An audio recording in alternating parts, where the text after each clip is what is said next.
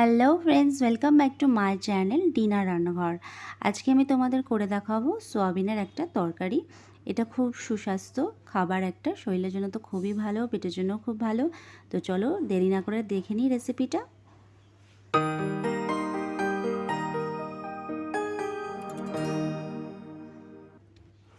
এখানে আমি একটা কড়াইতে বেশ কিছুটা গরম জল করে নিয়েছিলাম। তো গরম জল করে নিয়ে, উষ্ণ গরম জল, তারপরে এর মধ্যে কিন্তু আমি এক প্যাকেট বড় মাপের যে সয়াবিনটা হয় সেই সয়াবিনটা আমি প্রায় আধা ঘন্টা মতন ভিজিয়ে রেখেছিলাম। তারপরে জল থেকে এটা ভালো করে চেপে চেপে জলটা ফেলে দিয়ে সয়াবিনগুলো চেপে চেপে তুলে নিলাম। তারপরে সেই কড়াইতেই আমি খানিকটা সর্ষের তেল দিয়ে নেব। সর্ষের তেল দিয়ে সেটার মধ্যে কিন্তু আমি এই সোয়াবিনটা ভেজে নেব। সোয়াবিন কিন্তু আমাদের খুব ভালো লাগে। ছোটোবেলায় মা যখন রান্না করতো তখন বলতো যে আজকে হাড় ছাড়া মাংস রান্না হয়েছে, আর সেটা কিন্তু খুব মজা করে খেতাম, আর সেটাই সত্যি ভাবতাম যে এটাই হাড় ছাড়া মাংস হয়তো। তো আজকে আমিও এই রেসিপিটা রান্না করেছিলাম, খুব ভালো লেগেছে খেতে, তাই জন্য তোমাদের সাথে শেয়ার করে নিলাম। তারপরে সোয়াবিনটা আমি তেলের মধ্যে দিয়ে তার মধ্যে লবণ দিয়ে ভালো করে কিন্তু ফ্রাই করে নেব। দেখতে পাচ্ছ তেলটা কিন্তু সম্পূর্ণ সয়াবিন তেলে টেনে নিয়েছে, তাই সেইভাবেই তোমরা তেল দেবে। তারপরে আবারও সেই কড়াইটায় আবার একটু তেল দিয়ে দিলাম। তেলটা তোমরা পরিমাপ মতন তোমাদের অনুযায়ী দিয়ে নেবে।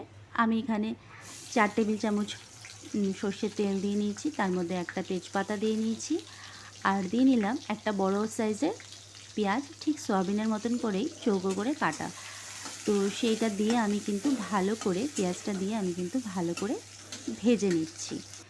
তোমরাও এইভাবে ভেজে নেবে। ঠিক যখন দেখবে এরকম একটা ব্রাউন কালার হয়ে এসছে তখন কিন্তু একে একে মশলাগুলো অ্যাড করে নেবে। প্লিজ রান্নাটা স্কিপ না করে তোমরা কিন্তু পুরো রান্নাটা দেখে নিও, আর আমাকে লাইক কমেন্ট করতে কিন্তু ভুলো না। তারপরে এখানে দিয়ে নিলাম 1 টেবিল চামচ আদা রসুন পেস্ট, সেটা দিয়েও কিন্তু আমি ভালো করে একটু ভেজে নিলাম, আর দিয়ে নিলাম তাতে একটু জল যেন সেটা পুড়ে না যায়। তারপরে এর মধ্যে একে একে মশলাগুলো অ্যাড করব। দিয়ে নেব 1 টেবিল চামচ লঙ্কার গুঁড়ো, 1 টেবিল চামচ হলুদ গুঁড়ো, 1 টেবিল চামচ ধনে গুঁড়ো, 1 টেবিল চামচ জিরে গুঁড়ো।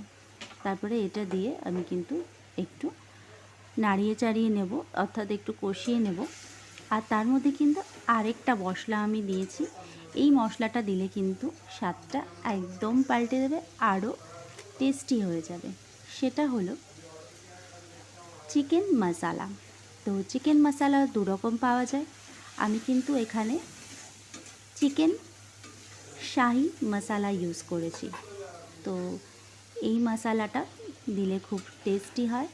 তারপরে যখন মশলাটা একদম কষানো হয়ে যাবে, তেলের ওপরে চলে আসবে, তার মধ্যে দিয়ে নেব সেই সয়াবিন ভাজা, আর তার সাথে আমি দুটো আলু চৌকো করে কেটে রেখেছিলাম, সেই আলুটা দিয়ে নিলাম, আর দিয়ে নিলাম স্বাদ অনুযায়ী লবণ।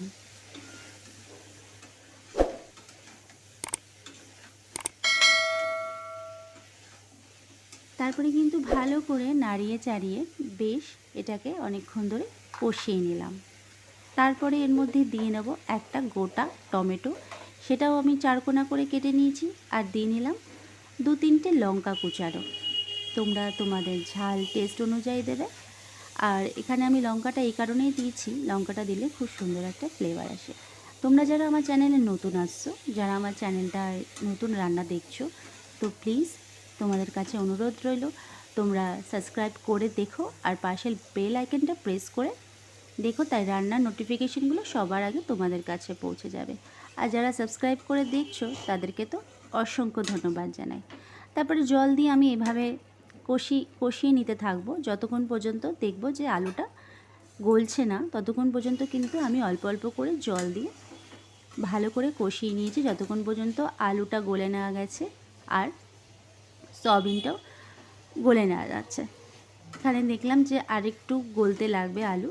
তারপরে আমি এর মধ্যে কিন্তু আরও কিছুটা জল দিয়ে নিয়েছি। একবারে কিন্তু জল দিইনি, একবারে তোমরাও জল দেবে না। এইভাবে অল্প অল্প করে জল দিয়ে কষিয়ে নিলে কি হবে, রান্নাটা অনেকটা টেস্টি হবে। আগেই বলেছি যত বেশি কষাবে তত কিন্তু রান্না টেস্টি হয়। আর সবাই তো রান্না করতে জানে, সবাই এগুলো ঘরে রান্না করে খায়, কিন্তু সবার রান্নার ধরন আলাদা, রান্নার মানে টাইমিং আলাদা, কে কীভাবে রান্না করে সে রান্নাটা কিন্তু সেটার উপরে ডিপেন্ড করে। তো আমার এই রান্নাটা কিন্তু খুব টেস্টি হয়েছিল, তোমরাও বাড়িতে বানিয়ে খেও, আশা করি তোমাদেরও ভালো লাগবে। আর আজকে রান্না তোমাদের কাছে কেমন লাগলো লাইক কমেন্ট করতে কিন্তু একদম ভুলো না। নেক্সট আসবো অন্য কোনো রান্না নিয়ে, ততক্ষণ সবাই সুস্থ থেকো, ভালো থেকো। Thanks for watching.